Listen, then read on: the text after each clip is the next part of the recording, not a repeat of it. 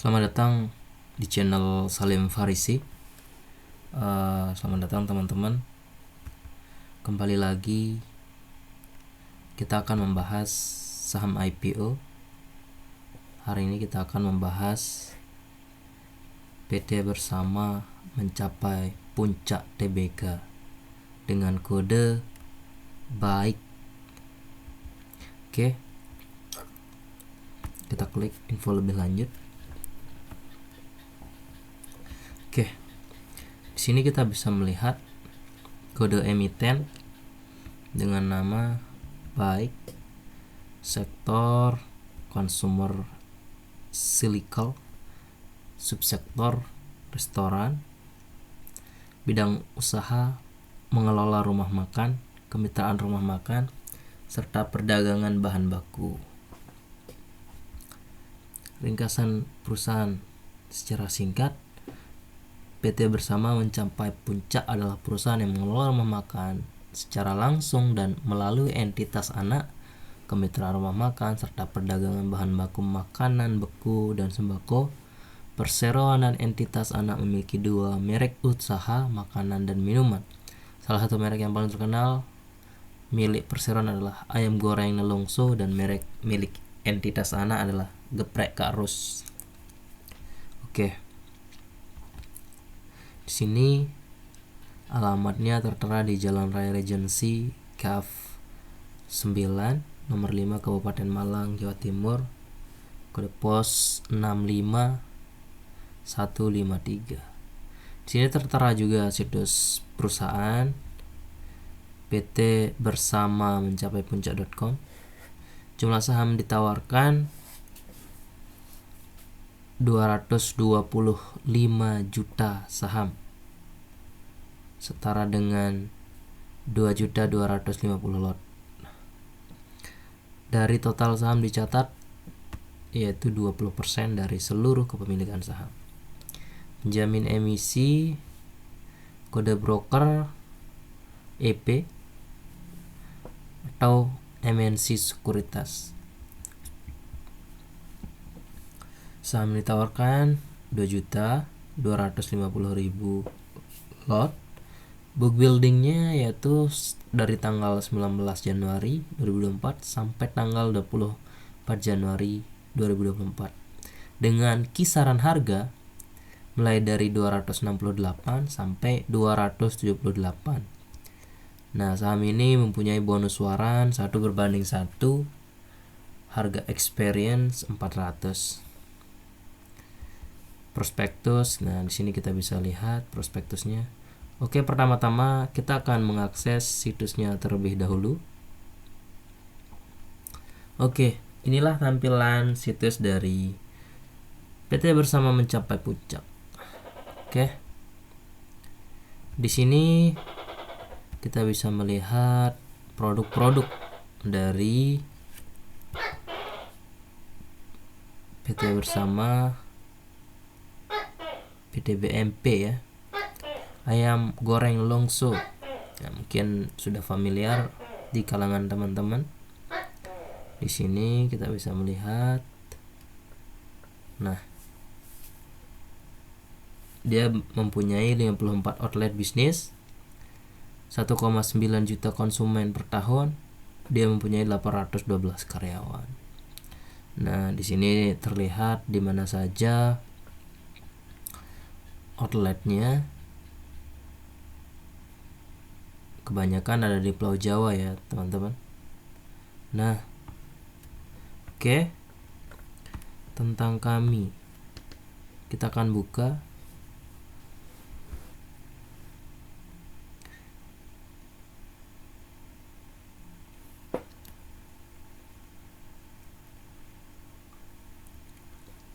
Nilai install kami.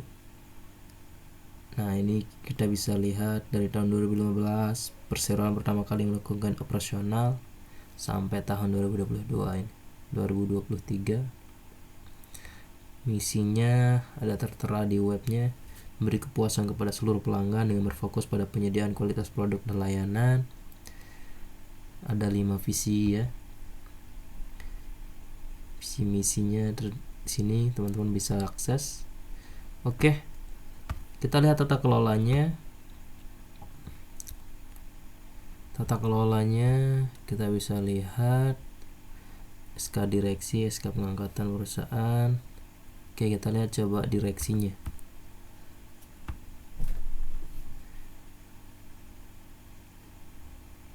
Oke, ini dalam bentuk file ya. Biasanya langsung tertera di web. Kita bersama. Oke. Oh, ini direktur utama. Sesuai hasil pembahasan antara direktur utama dan direktur PT bersama guna mempertegas tugas dan wewenang direksi. Oke, di sini tugas direksinya ya. Oke. Kita mau melihat struktur SK semua ini.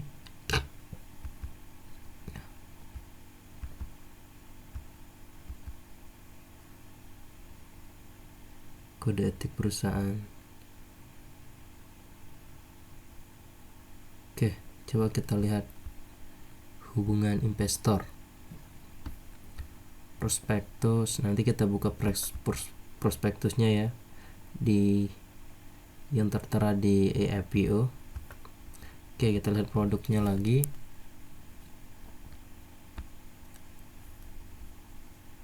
Ayam nelongso, juaranya ayam crispy. Selengkapnya, dia menjual ayam ya teman-teman. Selengkapnya.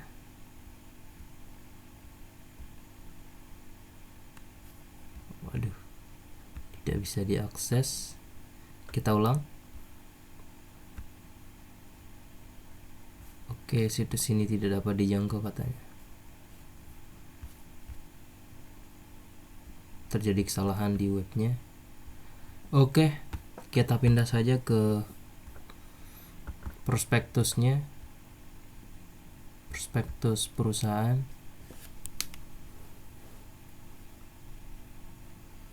Oke, di sini ada 274 halaman. Nanti teman-teman bisa akses. Oke, lebih lengkapnya akan kita bahas sekarang. Sebentar, saya zoomkan dulu. Oke.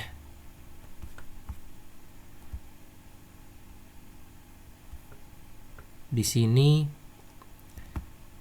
kita sudah bahas tadi masa penawaran awalnya 19 sampai 24 Januari.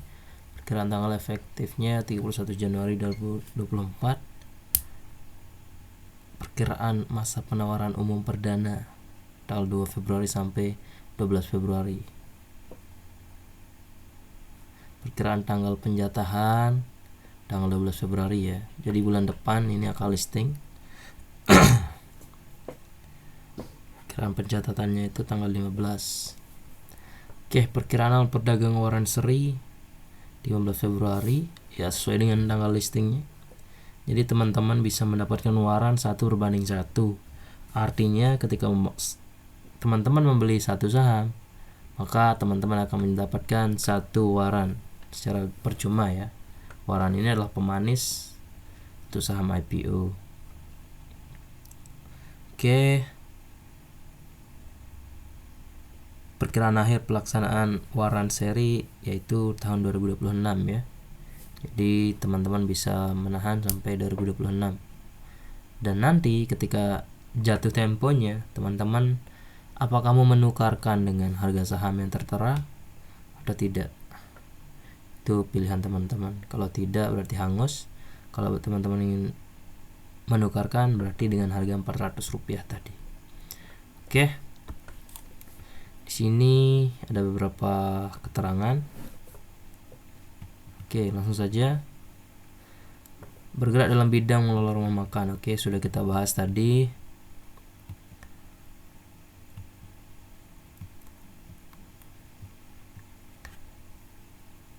Oke, ini kita garis bawahi. Jumlah seluruh nilai penawaran umum perdana saham ini adalah sebanyak 62 miliar. Kurang lebih segitu dia dapat ya. 62 miliar dari penawaran ini.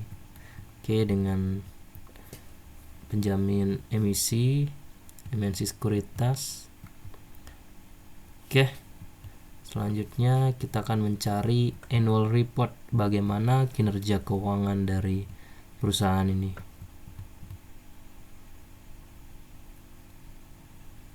Ya, cukup panjang. Oke, kita perkecil dulu. Undang-undang.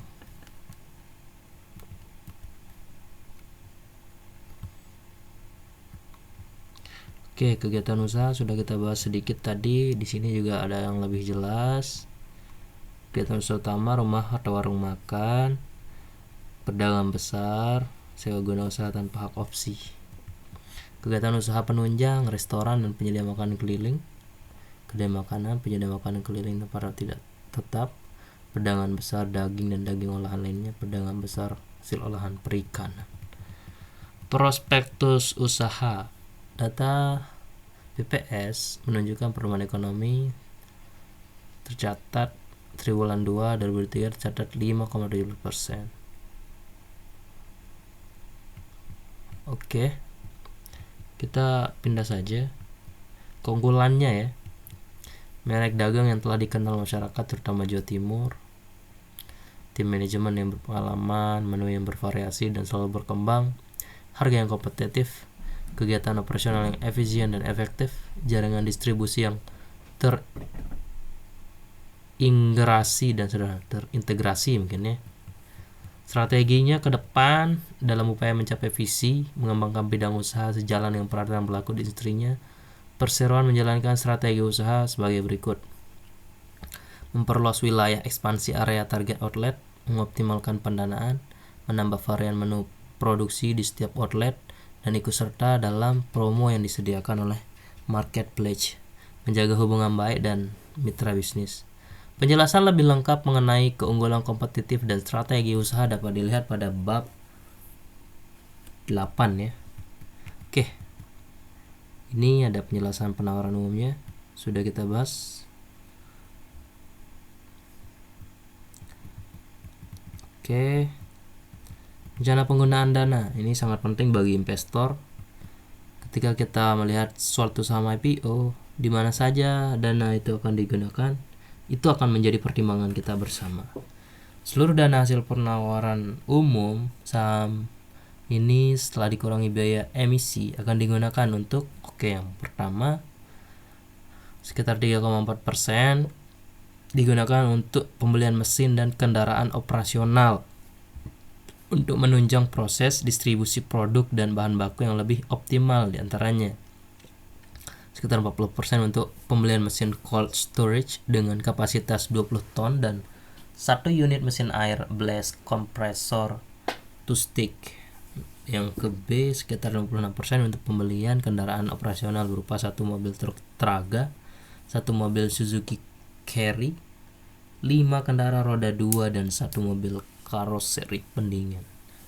Ini untuk menunjang perusahaan ya. Sekitar 10% digunakan untuk perpanjangan sewa outlet lama untuk mendukung ekspansi bisnis perseroan yang akan memperpanjang sewa terhadap 18 outlet lama dengan total nilai sewa sekitar 5,6 miliar dan akan dilakukan pihak ketiga.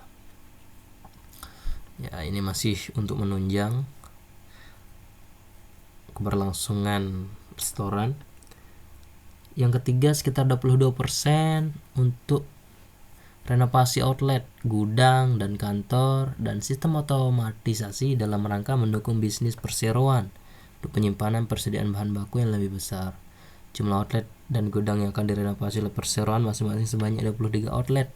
Di dalamnya sudah termasuk 18 gerai yang sewanya akan diperpanjang dan 1 gudang. Saat ini diutilisasi gudang perseroan baik yang terdapat di Malang maupun di Jakarta telah mencapai kapasitas sekitar 90%. Namun demikian, perseroan akan melakukan renovasi terlebih dahulu pada gudang yang berlokasi di daerah Malang.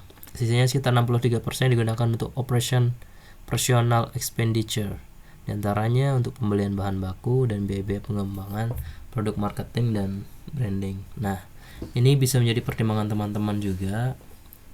Dana saham IPO-nya digunakan untuk apa? Struktur permodalan. Nah, ini sebelum diterbitkan di Bursa Efek, siapa saja yang memiliki saham ini? Pertama, di sini PT Anak Baik Sejahtera, induk perusahaan itu sekitar 98,77% dengan jumlah saham 888.900.000. Nah, dengan tambahan kepemilikan dari atas nama Nanang Suherman dan Yeni Isnawati di bawah 1%. Oke, kita lanjut saja.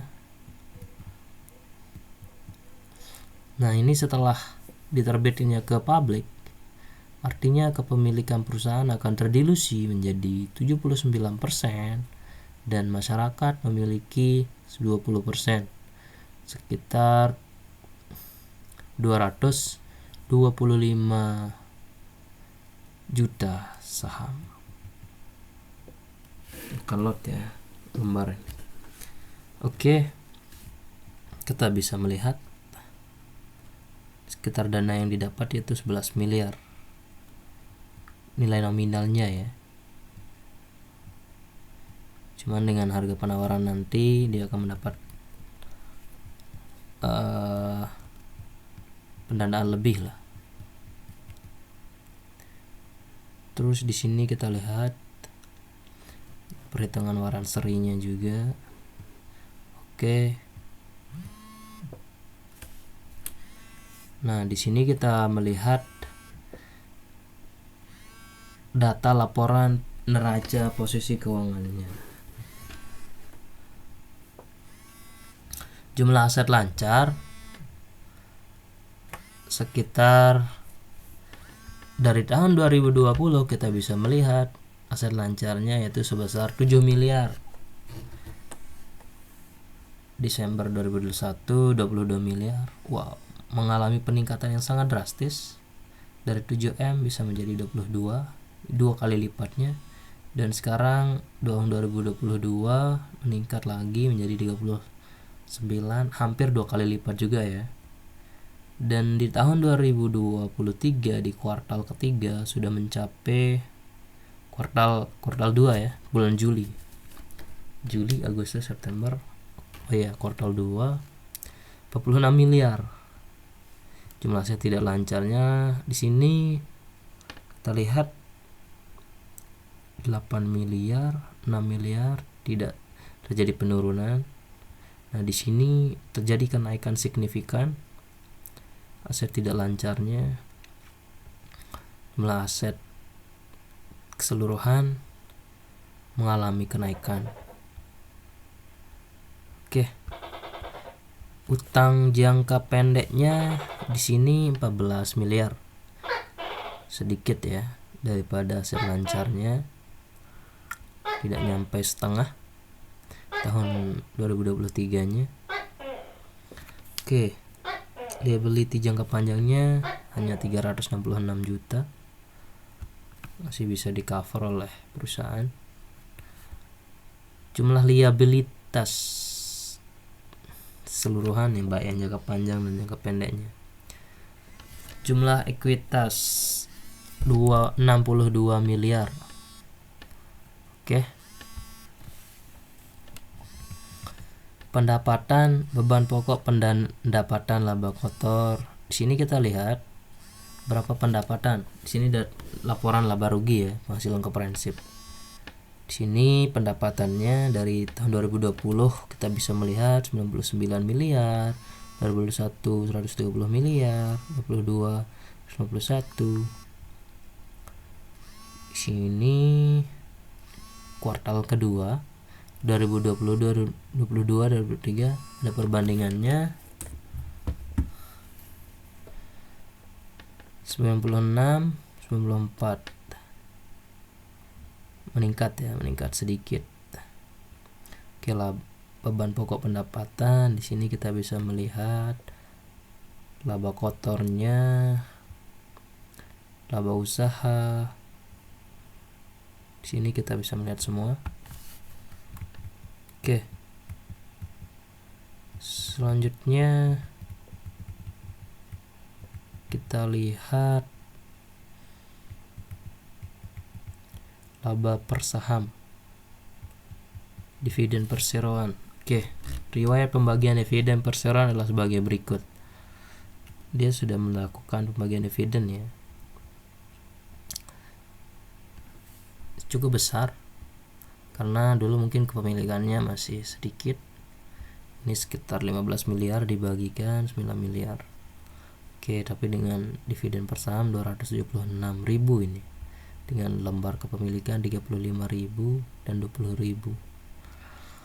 Berdasarkan akte 50 tanggal 22 Februari 2023 oleh Notaris Dr. Sugih Haryati SH MKN, Persero melakukan peningkatan modal di setor sebesar 9 miliar 750 juta yang berasal dari pembagian dividen saham perseroan. Oke. Di sini kita bisa melihat rasio-rasio keuangannya, rasio likuiditas,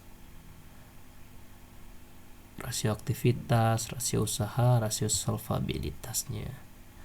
Oke, teman-teman bisa melihat nanti di sini.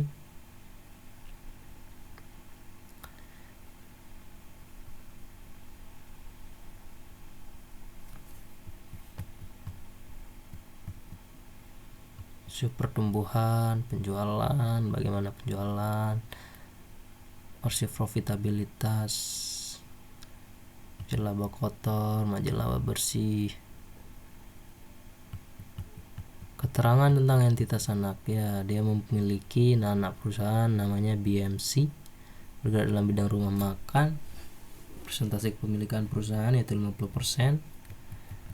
Ya, faktor resiko, kita bisa melihat apa saja resiko yang sekiranya akan dialami oleh perusahaan. Yang pertama itu resiko utama mempunyai pengaruh signifikan terhadap kelangsungan usaha perseroan yang tidak sanak. Risiko terkait daya beli masyarakat. Jadi masih menjadi faktor utama risikonya adalah bagaimana daya beli masyarakat terhadap rumah makan itu sendiri. Yang kedua, risiko yang bersifat material, baik secara langsung maupun tidak langsung, yang dapat mempengaruhi hasil usaha dan kondisi keuangan perseroan dan entitas anak. Yang pertama, risiko persaingan usaha, risiko terhadap kualitas produk dan pelayanan, risiko terkait distribusi dan logistik, risiko pandemi dan wabah penyakit menular lain, dan berpotensi membahayakan jiwa atau berdampak negatif terhadap operasional perseroan. Seperti COVID ya, rumah makan itu sangat bergantung sekali dengan normalnya aktivitas masyarakat. Jika terjadi hal-hal yang terjadi seperti COVID, itu akan sangat berpengaruh terhadap pendapatan restoran. Selanjutnya, risiko pertumbuhan teknologi, risiko investasi atau aksi korporasi. Yang ketujuh, risiko kegagalan perseroan untuk memenuhi peraturan perundang-undangan yang berlaku dalam bidang usaha. Risiko kelangkaan sumber daya, kelangkaan bahan baku, risiko diperpanjangnya masa sewa outlet. Oke, risiko umum bencana alam, perekonomian makro, suku bunga pinjaman, tuntutan dan gugatan hukum, kebijakan pemerintah. Risiko bagi investor yaitu terkait fluktuasi harga saham, likuiditas saham perseroan untuk membayar dividen di kemudian hari, dan risiko terkait kepemilikan saham minoritas. Sini sangat panjang ya teman-teman. Jadi nanti teman-teman bisa membacanya. Hal-hal apa saja yang ingin diketahui dari perusahaan bisa kita akses lewat prospektus. Oke, mungkin hanya itu dulu. Terima kasih sudah menonton video dari channel Salim Farisi. Jadi keputusan investasi ada di tangan teman-teman. Sekiranya teman-teman menganggap ayam goreng Nelongso ini memiliki potensi di kemudian hari yang memberikan return terhadap portofolio teman-teman bisa melakukan pemesanan dari sekarang. Oke, jangan lupa di riset dulu sebelum melakukan investasi, karena kerugian akan ditanggung oleh kita sebagai investor sendiri. Oke, terima kasih teman-teman. Kalau ada yang ingin ditanyakan bisa langsung ditulis di kolom komentar. Assalamualaikum warahmatullahi wabarakatuh.